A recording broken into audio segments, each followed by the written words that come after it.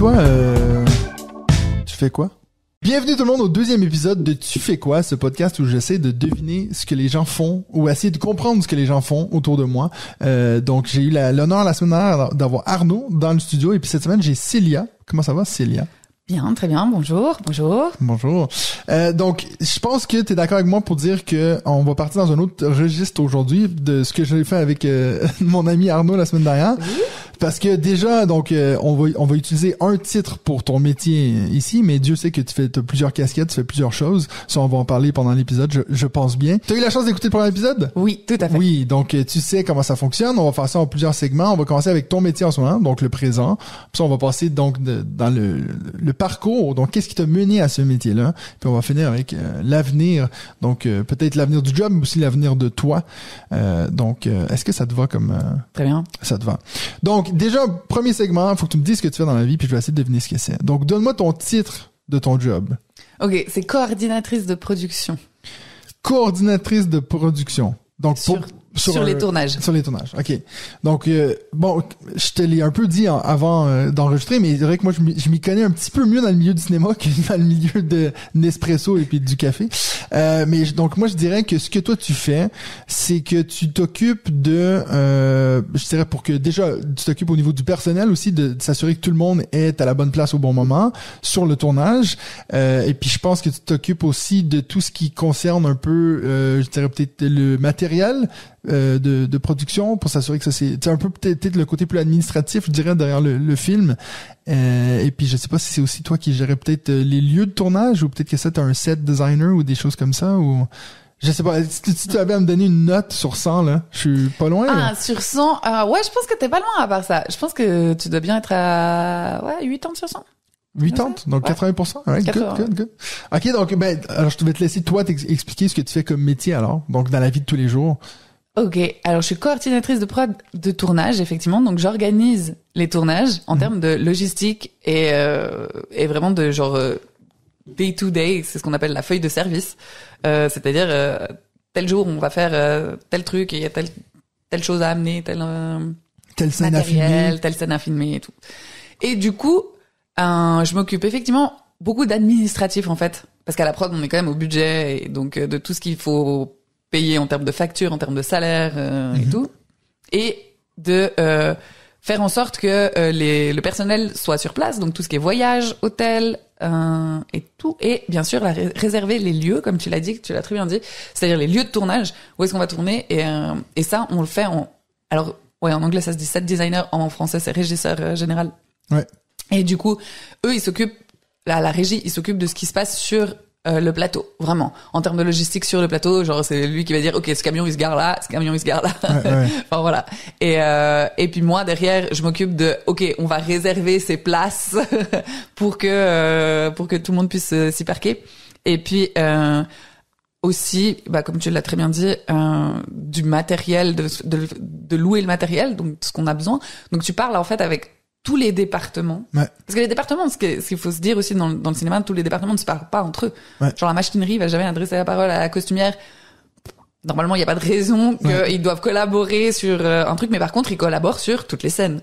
Et donc, du coup, c'est toi qui dois faire en sorte que, ok, il y a autant les costumes qui sont là que le matériel pour la machinerie.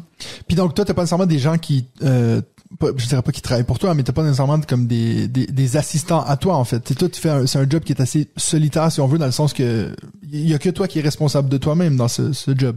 Ouais, alors en fait, moi je fais partie du département de la production. Donc au-dessus de moi, il y a la directrice ou le directeur de production qui s'occupe vraiment du budget du film et qui est en gros le boss, le chef de tous les autres départements en fait et de tous les techniciens. Et c'est lui qui embauche les techniciens. Et en dessous, il y a moi en tant qu'assistante de prod et coordinatrice de production où on l'aide à sa tâche, donc à faire en sorte que tout le monde soit là, soit présent et que tout le monde soit payé et que toutes les factures soient payées. Et en dessous, à côté en fait de nous, il y a la partie un peu plus logistique, vraiment de terrain. Donc c'est la régie générale. Et là, il y a plein de petites mains. Et en fait, c'est toutes les petites mains du tournage qui font en sorte que tout est là et tout est prêt et tout est ok quand ils arrivent sur le set, que les techniciens puissent travailler directement en fait. Qu'il n'y ait pas besoin d'installer. Genre la régie, c'est la première qui commence, c'est la dernière qui s'en va. Donc à la prod, on est là au début et à la fin. Avant que tout le monde arrive et après que tout le monde parte. Et puis du coup, toi, tu travailles surtout sur des tournages en Suisse ou en France ou... J'ai commencé en France, j'ai continué en Italie et après j'ai travaillé en Suisse. Donc j'ai une bonne vision de ce qui se fait en Europe. J'étais pas au même poste. Et puis bien sûr, j'ai évolué parce que j'ai passé de étudiante à vraiment professionnelle. Mais oui, j'ai travaillé dans plusieurs pays. Ouais. Comme je l'ai dit dans l'épisode avant, étant prof, tu sais, c'est un de ces jobs qu'on a un peu l'impression que tout le monde sait ce que c'est. Cinéma, t'as un peu ce truc de dire, on a tous déjà vu des films, on sait comment ça marche, mais toi, je pense que tu sais mieux que tout le monde que y a plein de trucs qui se passent un peu derrière les caméras que on sait pas. Ça serait quoi, disons que toi, tu dirais le truc que tu trouves que vraiment les gens, ça, ils s'en rendent pas compte en lien avec le cinéma? Alors, ils se rendent pas compte combien de personnes travaillent sur un set. Genre une série, c'est une 60aine de personnes, voire beaucoup plus. 60aine, c'est en Suisse. Genre en France, c'est 150. Puis là, tu comptes les acteurs là-dedans. Tout. Oui. Mais les acteurs, c'est qu'un cast, et puis c'est qu'une partie. Oui, ils sont minimes, en fait. Mais même sur un truc où t'aurais comme 5 acteurs, mais t'as quand même 60 personnes. Ouais, c'est ça. C'est ça. Et puis, c'est se dire qu'il y a des départements. En fait, les gens, ils se disent, il y a le réalisateur, puis tous les gens en dessous. Non. Il y a des départements. Il y a le son. Parce que, en fait, on appelle ça de l'audiovisuel. L'audio vient avant et le son est ultra important. Puis ça, les gens l'oublient complètement. Il y a l'image. Donc, effectivement, la photographie et tout ce qui est lié à la lumière. Puis il y a la machinerie, qui est tout ce qui est lié justement à ce qui permet de faire bouger les caméras. Donc, les grues, les travelling, les trucs comme ça. Qui font tous ces mouvements de caméra que toi tu ne perçois même pas normalement s'ils sont bien faits.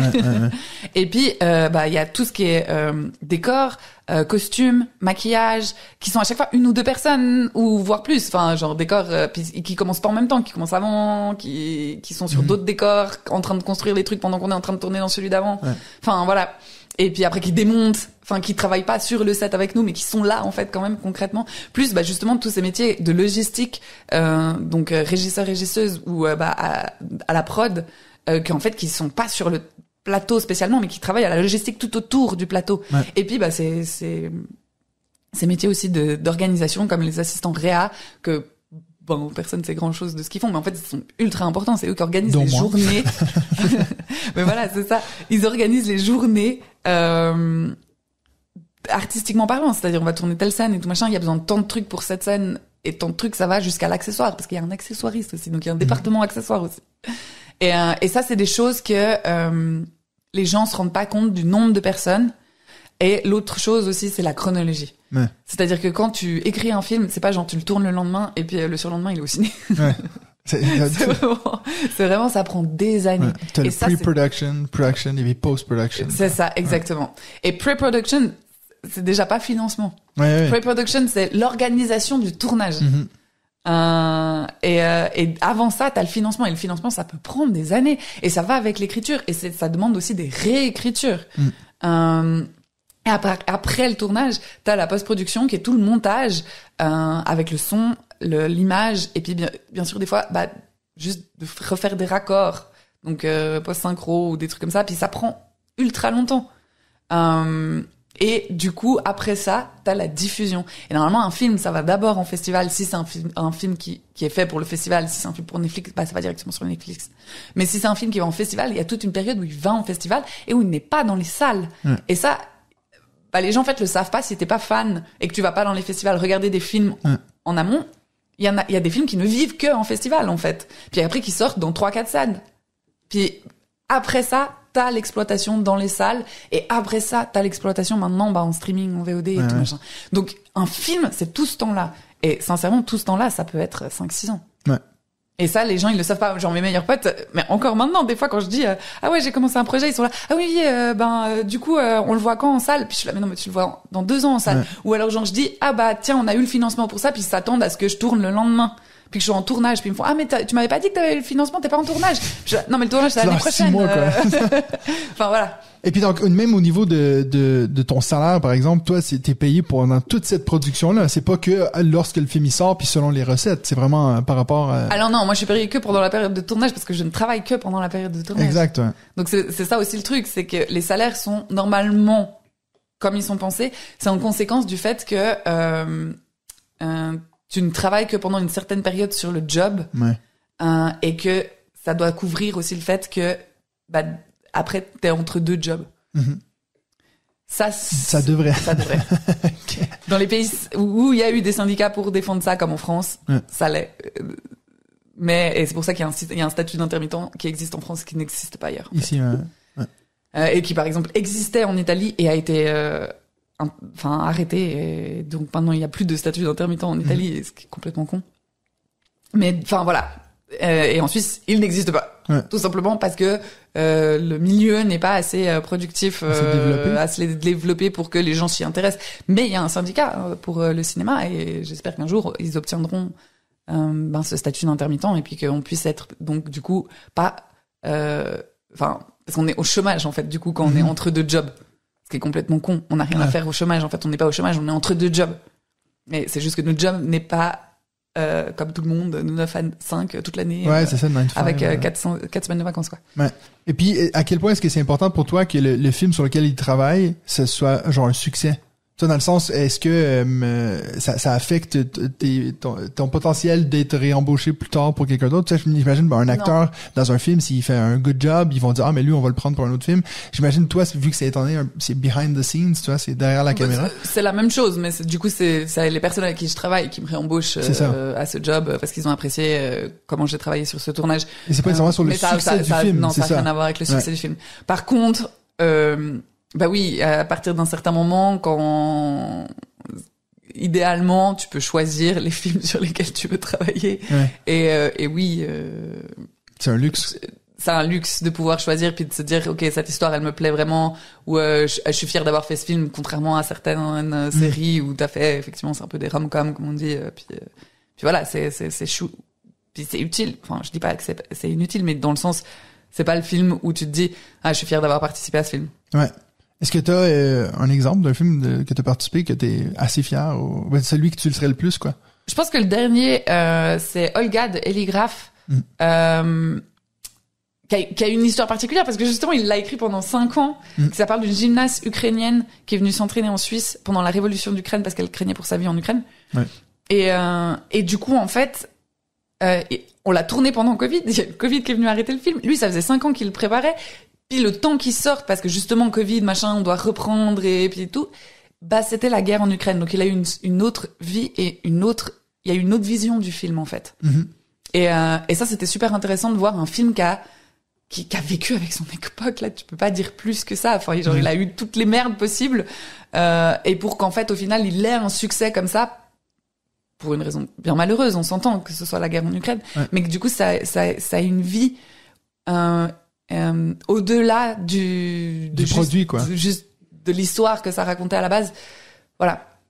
Donc je pense que ce film-là, c'est celui où je suis le plus fier d'avoir travaillé dessus, puis parce que c'est là aussi où j'ai appris le plus. Quand tu t'arrêtes en plein milieu d'un tournage pour pandémie, t'apprends plein de choses.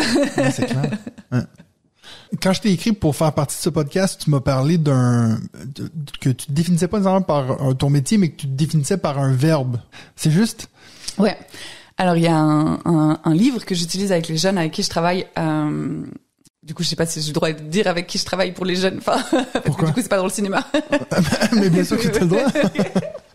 Mais si t'as plus qu'un job, tu peux les dire. Hein. Voilà, c'est ça. En gros, à côté, je suis slameuse, qui principalement prend beaucoup plus d'ampleur en ce moment. Et du coup, je travaille avec des jeunes. Et du coup, j'aime bien faire en sorte de leur faire comprendre, c'est des ados, donc c'est le moment où on leur demande tu veux faire quoi plus tard et tout. Donc exactement ton podcast, le fameux tu fais quoi. Et les gens se définissent par un métier, mais un métier c'est ultra réducteur parce que c'est une chose dans un domaine. Et encore là aussi, tu peux être comptable pour une ONG qui sauve les tortues au Costa Rica, ou tu peux être comptable pour Nespresso. Tu peux être supply chain manager. Voilà. Non, mais dans le sens, définir un verbe qui va guider plutôt qu'est-ce que sont tes valeurs, en fait, dans la vie. Et qu'est-ce que tu as envie d'amener et qu'est-ce qui est nécessaire au monde, parce qu'il faut pas oublier aussi cette partie, c'est-à-dire que le monde a besoin de ce verbe que tu proposes. Ouais. C'est là où tu peux te dire, ok, si par exemple moi, et c'était le cas, mon verbe c'est écrire, ok, justement je peux être dans le cinéma et être scénariste, parce qu'à la base je voulais faire ça. J'ai fait des études de cinéma pour être scénariste, et puis je me suis rendu compte que pour vivre et puis pour payer mes factures, fallait que j'ai un job un peu plus concret, donc voilà, je suis devenue coordinatrice de production. Mais ça peut être aussi justement slameuse, puis j'écris des poèmes et puis je les récite sur scène. Et le verbe c'est le même. C'est toujours écrire, quoi. Et puis ça veut pas dire que tu peux pas justement que t'es pas forcément catégorisé dans un truc. Tu peux être tout ça et t'as plus d'options à te définir en te disant, voilà, mon verbe, c'est écrire. Et je peux devenir écrivain, je peux devenir journaliste, ou je peux, écrire les lois, à la Confédération. Enfin, il y a plus d'options sous un verbe que sous un métier. Parce que si tu dis coordinatrice de production de tournage, oui, ok, d'accord, t'as un job, quoi. Donc, ça veut dire que toi, quand on te pose la question, qu'est-ce que tu fais dans la vie, tu vas dire, j'écris. En général, maintenant, je réponds oui, je suis slameuse. Ok. Et puis les gens connaissent Grand Corps Malade et se disent, ah tiens, elle fait ça. Et puis ils se demandent, comment elle paye ses factures? Et du coup, après, j'explique, en fait, je fais des ateliers avec les jeunes dans les écoles. Moi, je les paye pas. Je suis à la rue. Non, mais du coup, je fais des ateliers dans les écoles et en fait, c'est ça aussi où ton verbe peut s'affiner. Ça veut dire, ça peut être écrire, mais ça peut être transmettre dans l'écriture. Et moi, je pense que j'en suis arrivée là, et c'est quelque chose qui me convient vraiment, et que j'avais perdu dans le cinéma, en fait. Parce que je m'en étais éloignée. À la base, j'avais fait ça pour être scénariste. Et puis, quand tu me poses cette question-là à des élèves, ils vont te dire quoi? Les élèves, ils savent pas quel verbe utiliser. Mais par contre, si il y en a un qui me dit, je veux être footballeur. Ok, mais qu'est-ce qui te plaît dans le football? Est-ce que c'est jouer en équipe? Est-ce que c'est le spectacle, c'est-à-dire est-ce qu'on connaît du football maintenant, ou est-ce que c'est la coordination, enfin tout simplement de se dire la balle elle va là. Par exemple, moi le côté stratégique, le jeu. Le côté stratégique, et puis c'est pas la même chose de se dire est-ce que je crée une formation où je me dis tiens, justement telle personne est mieux là, telle personne est mieux là, ou j'ai une vision d'ensemble, ou juste jouer en équipe parce que je kiffe avoir des gens autour de moi, en fait. C'est pas la même chose. Mais par exemple, si je prends moi au début qui voulait écrire des scénarios, c'était pour raconter des histoires. Et j'ai toujours aimé raconter des histoires, mais il y a 1000 façons de raconter des histoires. Bien sûr. Et c'est ça que je dis aux jeunes, c'est juste affiner un peu leur perception d'un métier, de pourquoi ils voudraient le faire. Par exemple, pareil pour médecin, qui est l'une des réponses qu'on a le plus souvent. Est-ce que c'est parce que tu veux soigner? Parce que si c'est ça, il y a aussi d'autres façons de soigner qui ne sont pas forcément dans la médecine traditionnelle. Du coup, c'est pas traditionnel, c'est la médecine occidentale. Mais justement, il y a de la médecine traditionnelle, il y a d'autres médecines, il y a aussi le fait de juste soigner, par exemple, je pense aux clowns qui viennent à l'hôpital. En fait, ils soignent aussi, mais ils soignent d'une autre manière. Ils soignent dans l'émerveillement. Et ton verbe, ce serait plus émerveiller les gens, en fait. Et donc, il y a tellement de façons d'affiner un peu ton choix et de faire en sorte qu'en fait, ça t'ouvre à d'autres possibilités que juste une où tu serais, en fait, déçu si tu y arrives pas. Puis j'imagine que ce qui est intéressant là-dedans, c'est de se dire que si une fois que tu as défini ton verbe, tu dis ok, moi je sais que c'est ça, quand tu cherches un autre job ou un autre métier, c'est peut-être plus facile, c'est plus large que de dire supply chain manager. Je suis désolé Arnaud, si on revient toujours à cet exemple-là, mais c'est vrai qu'en fait t'as plus l'impression d'être dans une case, en fait. C'est ça. Et puis surtout le fait de choisir ton verbe, c'est ultra personnel. Il y a personne qui va te donner un verbe. On va te donner un métier. Genre ton père, il va te dire je préférais que tu sois avocate et médecin que footballeur ou youtubeur, tu vois. Ok, mais il y a personne qui va pouvoir te dire en fait ton verbe c'est je veux pas que tu écris. Enfin voilà, il y a personne qui va te dire ça, en fait. Donc ton verbe il est vachement plus personnel et plus ancré dans ce que tu veux toi amener dans ce monde. Et après, pour en faire ton métier, et c'est là que ça devient compliqué, parce que ce n'est pas obligé, et c'est ça aussi que je dis aux élèves, ton verbe, c'est pas obligé d'être ton métier. Ça peut aider que ce soit une partie de ton job, Mais c'est pas obligé que ce soit ton métier. Par contre, ça doit être quelque chose qui te ressource. Ouais. D'une certaine manière, ailleurs, en dehors. Voilà. Un peu comme toi qui fais ce genre de podcast ou qui fait tes jeux de société en dehors de ton job qui est d'être prof d'anglais. Exactement. Parce Mais que je tu te pense ressources de ces façons-là. C'est ça. Ouais. Et puis ça, c'est aussi important de le dire aux jeunes, de dire en fait, t'as plein de manières de vivre ta vie autre que dans la définition de je suis tel métier. Ben, c'est pour ça que moi aussi, j'ai de la peine des fois. Après, c'est dur de critiquer les jeunes parce que des fois, je me dis j'étais pareil quand moi j'avais leur âge. Mais c'est vrai que des fois, tu leur dis, mais vous faites quoi à part aller à l'école puis voir vos amis? Ah, mais je suis sur mon téléphone. Tu sais, ils ont pas comme des hobbies ou des trucs qui. Je me dis, mais en fait, c'est tous des trucs que tu peux mettre sur ton CV. Tu vois. Moi, du montage vidéo, je fais ça depuis que j'ai 15 ans parce que j'aimais ça. Puis maintenant, ben à l'école, on a besoin d'un truc. Ben moi, je sais comment le faire. Tu vois, c'est des skills. Je leur dis tout le temps, c'est tellement important d'avoir des habiletés, des trucs que t'es capable de faire, autre que ben je suis à l'école, j'étudie pour être avocat. Ok, mais puis so what? Qu'est-ce que tu vas en faire, tu vois? Donc ça c'est intéressant. Tu disais que donc t'as dit que t'étais slammeuse, t'as dit que tu fais des ateliers dans les écoles, tu es cinéaste, donc plusieurs casquettes si on veut. À quel point est-ce que c'est important pour toi de te pousser puis de te surpasser dans tous ces différents trucs puis de pas justement de dire ok mais moi je fais un job, je me contente dans ça. T'as l'air d'être quelqu'un qui a quand même besoin d'explorer d'autres facettes de ta propre personne en fait. Ben disons que le shift, il a eu lieu pour moi en 2020 avec le Covid, comme tout le monde, comme beaucoup de monde, je pense. Ben, comme beaucoup, ouais. J'avais un super équilibre en fait entre les deux, entre le cinéma et le slam avant. Ouais. Le slam est venu un peu comme une surprise et ça a pris de plus en plus de place. Ouais. Sans que j'y fasse quelque chose en fait, sans que ce soit moi qui mette de l'énergie pour que ça prenne plus de place en fait. Ça a juste pris plus de place parce que voilà. J'ai accordé plus de temps et puis voilà. Et puis j'avais un super bon équilibre où j'avais vraiment 50% de mon temps où j'étais sur les tournages et 50% de mon temps où j'étais en tournoi, où je faisais les ateliers et où j'étais en train de faire du slam. Et au Covid, en fait, le slam a disparu parce que c'est un truc en public. Ouais, c'est clair. Et le cinéma, à l'inverse, non. Parce que justement, on n'était pas du théâtre et du coup, on n'avait pas de public, donc on avait des règles à respecter sur les tournages, mais on pouvait continuer à tourner. Et du coup, pendant un moment, j'ai eu que du cinéma dans ma vie. Et tout le monde avant me disait ah mais un jour tu vas devoir choisir. Et à chaque fois je disais non. En fait tant que je peux avoir les deux, moi ça me convient. Et puis ben du coup à un moment je me suis dit ah non ça me manque trop. Et là j'ai fait mon premier album de slam. Ça faisait très longtemps que je voulais faire quelque chose de mes textes en musique. Pour moi c'est la finalité voilà du slam. C'est pas le cas pour tout le monde. Mais du coup à partir de ce moment-là je me suis dit ah mais en fait je veux c'est ça qui me botte faire plus, quoi. Ça parce que ce que je ressens quand je fais ça c'est beaucoup plus que ce que je ressens quand je travaille et puis surtout de se dire que je travaille à la vision artistique de quelqu'un d'autre donc en fait l'énergie que je mets là-dedans je la mets pas dans mes projets artistiques à moi. Et ça a été un shift très important pour moi et ça a pris 2 ans à se mettre en place ça va pris c'était pas genre ah Covid tiens c'est bon et tout. Non ça a pris 2 ans à se dire en fait je veux plus juste mettre mon énergie à la vision artistique de quelqu'un d'autre.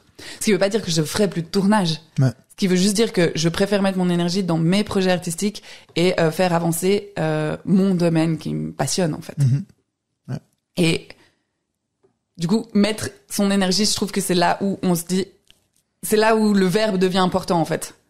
Où c'est ok, où est-ce que je mets mon énergie et pour qui et pourquoi et à quel but. Et ça, je pense que ça se définit mieux qu'un métier en fait. Qu'est-ce que tu as envie de faire, toi, de ton temps, de ton énergie. Et en fait, tu trouveras... C'est ça ce qui est difficile à faire comprendre, mais tu trouveras l'endroit où t'es utile. Mais tu peux le trouver que en cherchant, en explorant. En essayant plein de... Et en essayant. Ouais, bien sûr.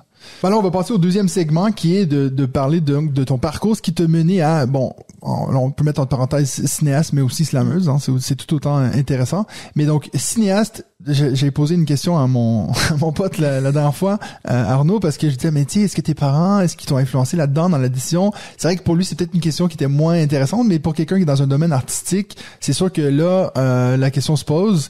Est-ce que déjà de un, est-ce que tu avais quelqu'un dans ton entourage qui faisait quelque chose d'un peu artistique, qui vivait de son art si on veut, et puis si oui ou sinon, ben comment est-ce qu'eux ont pris cette nouvelle-là quand t'as dit je veux aller là-dedans?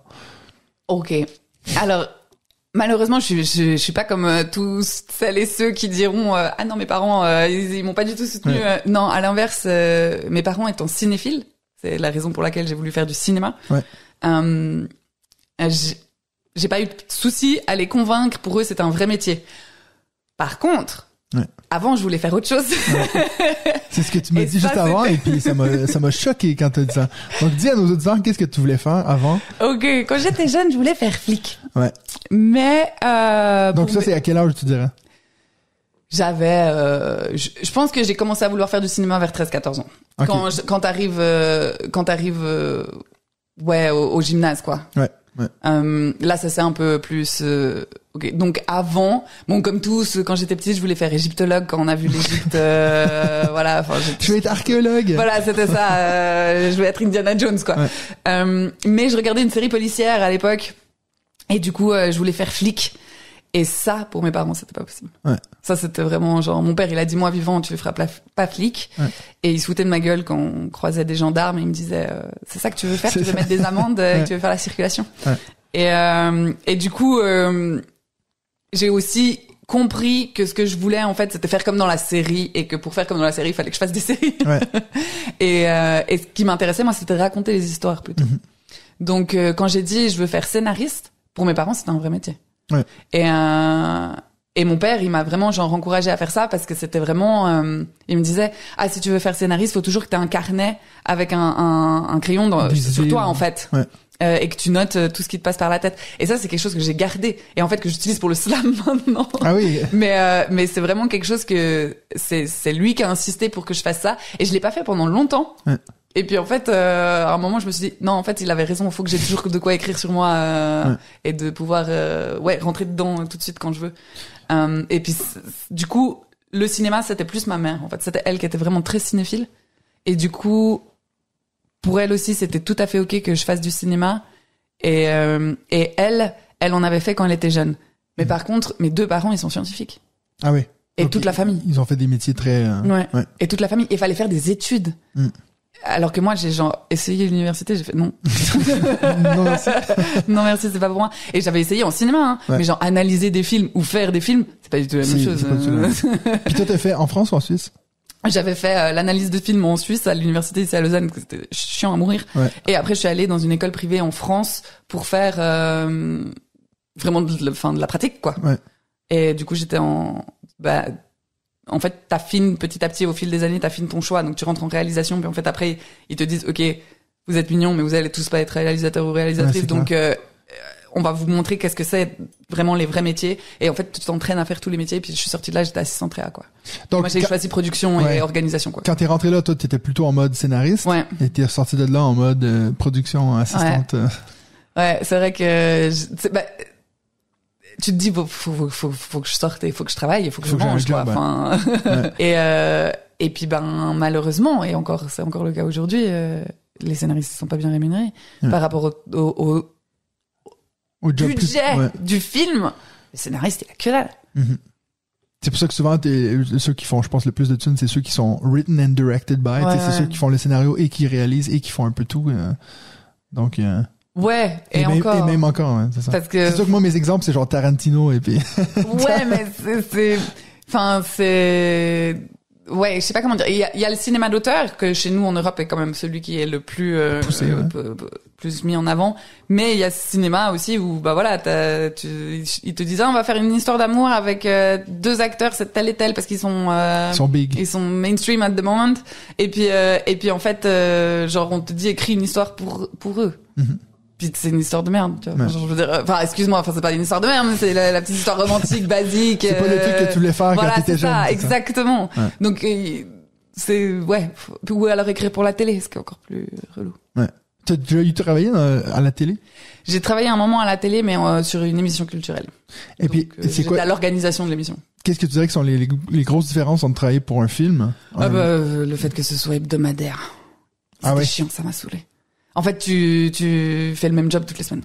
Okay. Du coup, ça devient rébarbatif. Toi, tu disais que donc tu voulais être flic quand t'étais jeune. Et puis, c'est à partir de quel moment que t'as switché sur le fait de vouloir écrire? Et puis, c'est quoi qui aurait poussé ce déclic? Est-ce que t'as comme quelqu'un pas dans ton entourage, mais est-ce que t'as comme des idoles ou des gens que, tu dis que tu regardais des films, mais est-ce que t'as quelqu'un, t'étais comme, ce genre d'histoire-là, ça me parle.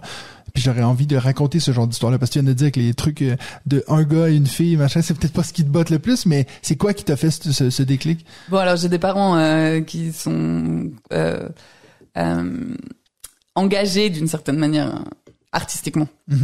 Donc on regardait Nanny Moretti, on regardait Ken Loach, enfin voilà, on regardait des films comme ça. Je pense que Ken Loach m'a beaucoup marqué.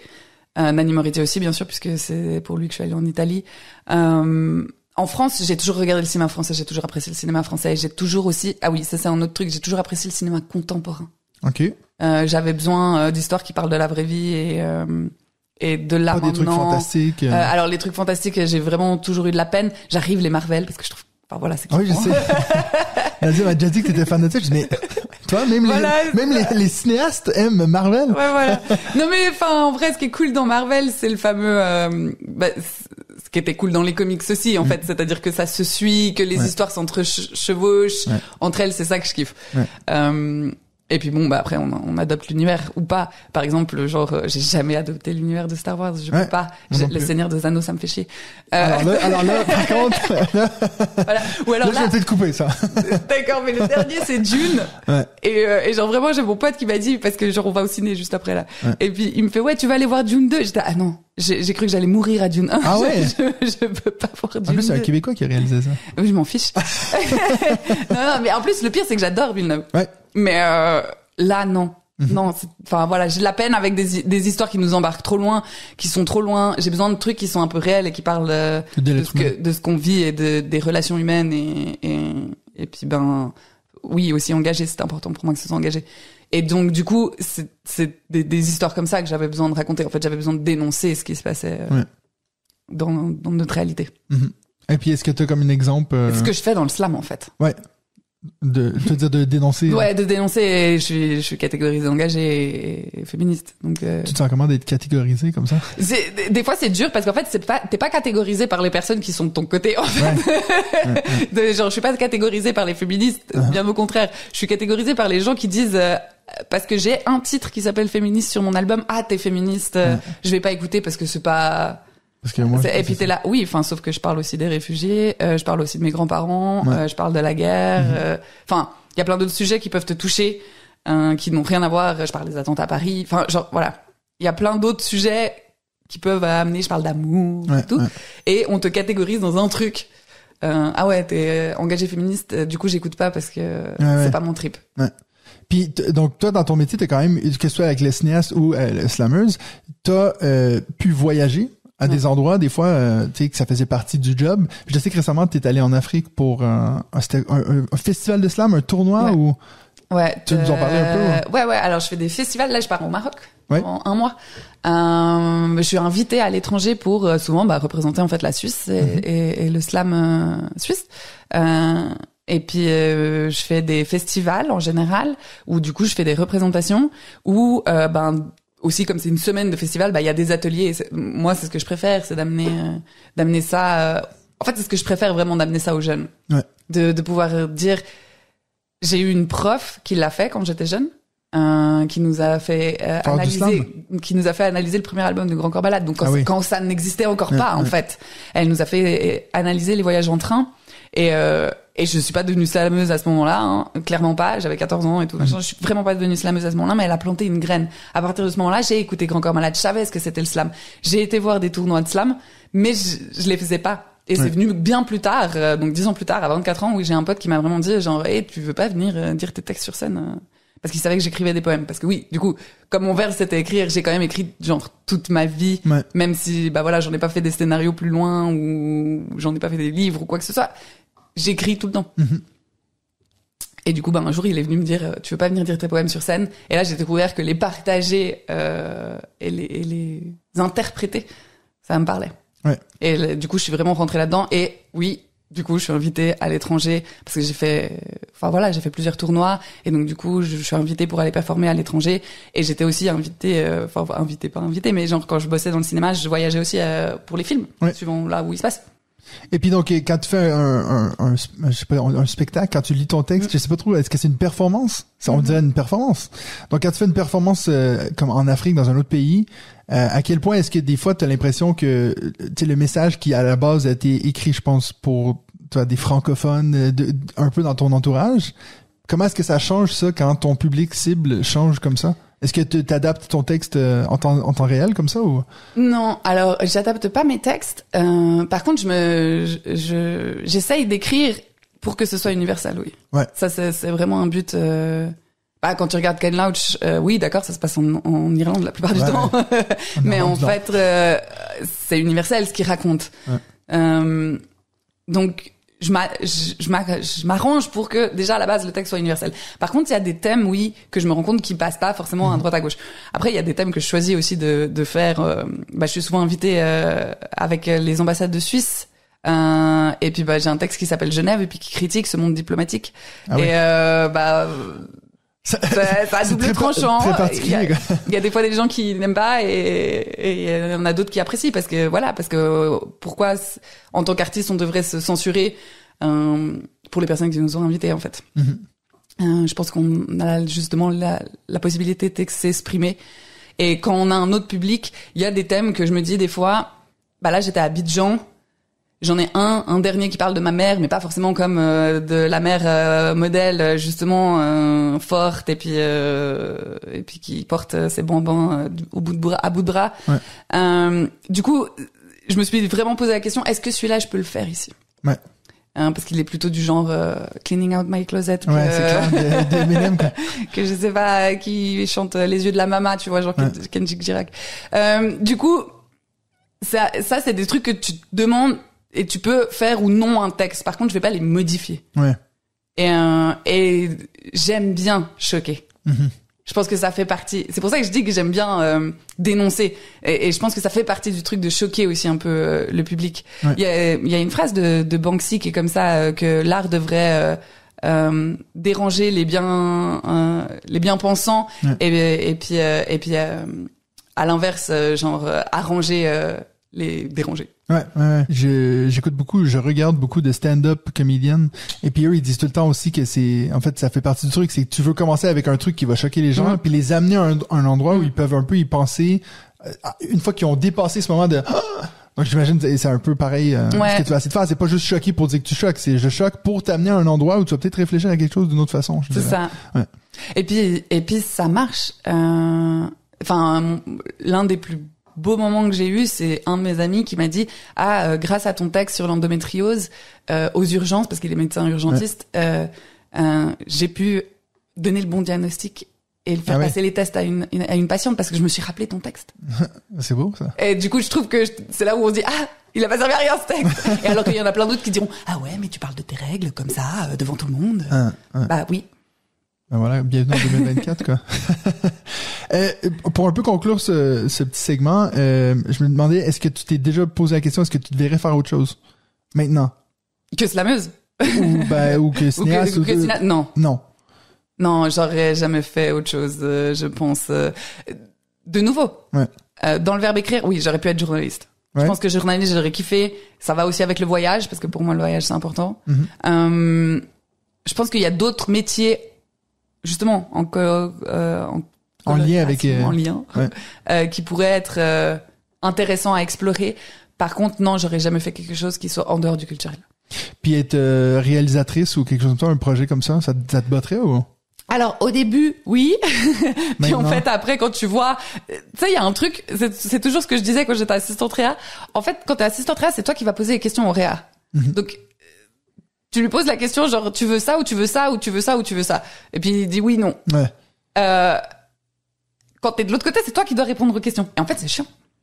Ouais, faut être un truc. C'est ton bébé, tu vois. Oui, mais faut que ce soit un truc genre ultra que tu saches tout parce que c'est pas genre c'est ton bébé. OK, t'as l'histoire, t'as le truc et tout machin, mais après on va te demander et tel costume, tu préfères un blanc ou un blanc cassé et puis le décor, est-ce qu'on met cette étagère là ou celle-là? Enfin, c'est ça les questions que tu vas devoir répondre. Ouais. Genre et moi j'étais là, je pense que ces questions-là, elles sont trop.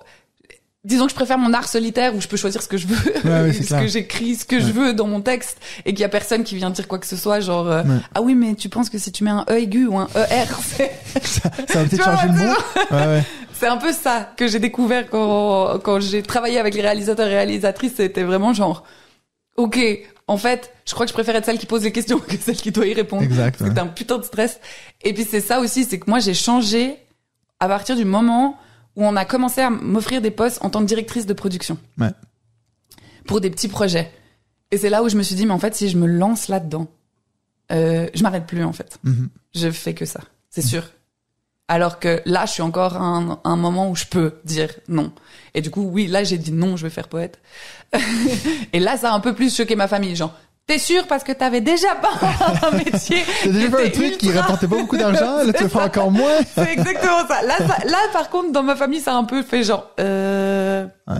Et puis, du fait que ça marche, j'ai toujours le soutien de ma famille et ça, c'est chouette. Parce que ça marche. Non, pas forcément parce que ça marche, mais parce que ça les rassure que ça marche. Okay. Mais par contre, ils me soutiennent de toute manière. Ils m'ont toujours soutenu dans l'artistique. Mais j'ai toujours été quelqu'un d'artistique. Ouais. Et donc, ça fait partie de ma personnalité. Et donc, pour eux, c'était genre, on te soutient parce que c'est toi, en fait. Ouais, c'est clair. All right. Et puis, donc, on va parler maintenant de l'avenir. Oui. Donc, look in the future. Est-ce que toi, tu te vois encore faire ça dans 10 ans ou? Le slam, mais même le ciné, hein, je pense. Ouais. Le slam, c'est sûr. Le slam, faut que là, je suis à une période où j'essaye de le faire grandir. Dans ma vie en personnel, mais aussi autour de toi. Enfin voilà, de rassembler pour qu'on puisse le faire avancer plus loin. Justement, comme j'ai beaucoup voyagé, j'ai beaucoup d'expériences de comment ils se sont organisés à l'étranger. Et je trouve qu'en Suisse romande principalement, on en empathie et on n'est pas exactement là où où je souhaiterais l'amener. Donc là, je mets mes efforts là-dedans, c'est-à-dire que moi, je tiens beaucoup à ce qu'il y ait des tournois interscolaires comme il y a en France. Okay. Et qu'on puisse faire rencontrer en fait tous nos jeunes parce qu'on a des ateliers mais dans des différentes écoles et des écoles qui n'ont rien à voir entre elles, qui peuvent être des gymnases de ultra bourges comme des collèges paumés au fin fond de nulle part dans la campagne, comme un truc très urbain, voilà, et avec des jeunes qui viennent vraiment de tous les horizons, et de les faire se rencontrer autour de cet art et de les faire rentrer en compétition. Ouais. Je trouve ça que c'est quelque chose qui va les aider toujours plus loin, plus tard, de prendre la parole en public et d'avoir ce souvenir, d'avoir osé s'exprimer devant tout le monde. Je pense que c'est une force qu'on leur offre pour l'avenir, en fait. Ouais. Et donc, c'est ça que j'aimerais développer en Suisse. Et puis, après développer mon artistique, parce que j'aimerais aussi voir, tiens, ça donne quoi si je fais un deuxième album? Ouais. Voilà. Enfin, c'est juste, après, personnellement, j'ai envie de me dépasser, moi, et de me dire, j'ai pas envie de faire la même chose que ce que j'ai fait avant, parce que ce que j'ai fait avant, je sais le faire. Ouais. Et du coup, j'aimerais explorer quelque chose de nouveau. Voilà. Bon, mot de la fin, Célia. Si tu pouvais, j'ai la même question que j'ai posée à Arnaud, si tu pouvais retourner dans le temps, puis voir la Célia qui a 15-16 ans, qu'est-ce que tu lui dirais sur, qu'est-ce que tu lui donnerais comme conseil sur la personne que t'es devenue, ou peut-être quelque chose que ça t'a pris du temps à un peu le trouver? Je pense que je le cherche encore, en fait. Ah ouais. Et donc, la discipline dans son art. C'est-à-dire que, ok, t'as peut-être un talent, voilà, moi j'ai toujours su écrire des histoires, j'ai toujours su toucher avec mes histoires, et du coup, il y a un moment où j'étais un peu dans la facilité alors qu'en fait, il faut de la discipline et il faut que tous les jours tu l'entraînes. Et cette discipline, c'est ce qui t'amène plus loin, en fait. Et c'est ce qui t'amène à faire. Je pense que si j'avais eu la discipline de me dire, à l'époque, peut-être j'osais pas, peut-être j'étais trop jeune, puis que j'avais besoin aussi de passer par là pour savoir que maintenant, voilà, dans le slam, je vais pas lâcher. Ouais. Mais à l'époque, si j'avais pas lâché, je serais scénariste. Ouais. Enfin, si je m'étais entraînée, justement, à juste dire, ok, d'accord, j'ai une facilité à écrire des histoires, mais si j'en écris, faut continuer, ça va forcément devenir plus grand que le début. Mais c'est comme tout, hein, dans le sport, ça se voit. Dans le sport, ça se voit automatiquement parce que ça se voit physiquement, en fait, ton évolution. Mais dans ton art, que ce soit l'écriture ou que ce soit la peinture ou que ce soit le stand-up, j'adore le stand-up, moi. T'as besoin de t'entraîner. Et t'as besoin de te mettre à risque, c'est-à-dire de prendre des risques par rapport à ça. Et puis d'échouer, quoi. Et ouais, c'est ça, exactement. D'échouer, de recommencer et tout. Et de prendre des risques, c'est-à-dire genre vraiment, comme je l'ai dit pour ces jeunes, de le proposer au monde. Et maintenant, on n'a plus d'excuses avec tous ces réseaux sociaux. En fait, tu peux le faire. Et je pense que je le cherche encore, cette discipline de me dire, ok, j'écris tous les jours tant de temps, peu importe ce que c'est, en fait. Peu importe si c'est bien, si c'est pas bien et tout machin, mais au moins juste écrire tant de temps et tout. Et j'y arrive un jour sur deux. Donc voilà, je pense que la discipline, c'est ce que j'aimerais donner à la petite Célia. Juste, ok. Sois disciplinée, et puis constante, et puis go. Juste, non mais dans l'art en particulier, pas forcément, enfin voilà, pour tous c'est utile, mais dans l'art en particulier, ne t'assois pas sur ce que tu as naturellement, en fait, tout simplement, ce qui vient inné pour toi. Et je pense qu'il y en a plein qui dans les jeunes que je vois, il y en a plein, c'est ça. C'est très genre c'est facile pour moi, donc je vais pas étudier. Ouais, voilà, c'est ça. En fait, il y a un peu. Moi, j'avais ce côté-là où mon père, d'ailleurs, il me le disait souvent. Il me disait un truc du genre, mais tu fais toujours le strict minimum. J'étais là, oui, parce que ça passe. Ouais, c'est ça.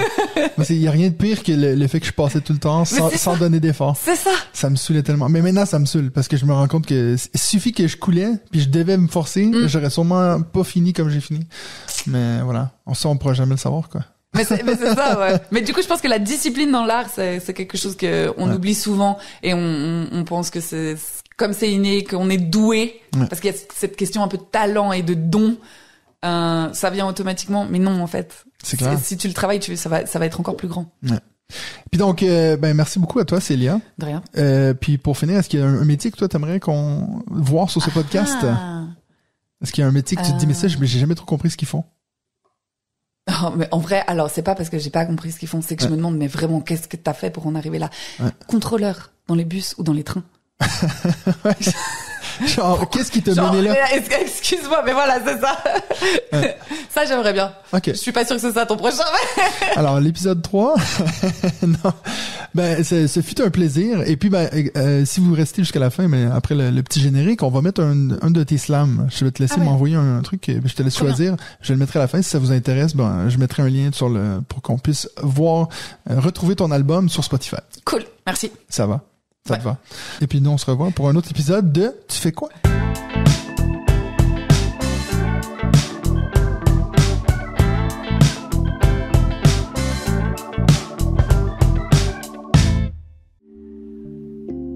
À l'abri des regards, Cointrin n'est pas un aéroport de trafic aérien. À l'abri des regards, Cointrin est l'aéroport phare du trafic malin. Cointrin, c'est le hall d'entrée des prestigieuses banques privées. Car quand il s'agit de cacher des diamants, les banquiers battent assurément les terroristes barbus alarmants. Quoi de moins voyant qu'un type en costume, quand c'est dû, c'est coutume. Bien rasé, haut placé, sur ses talonnettes surélevées, creuse pour l'occasion de la précieuse transaction.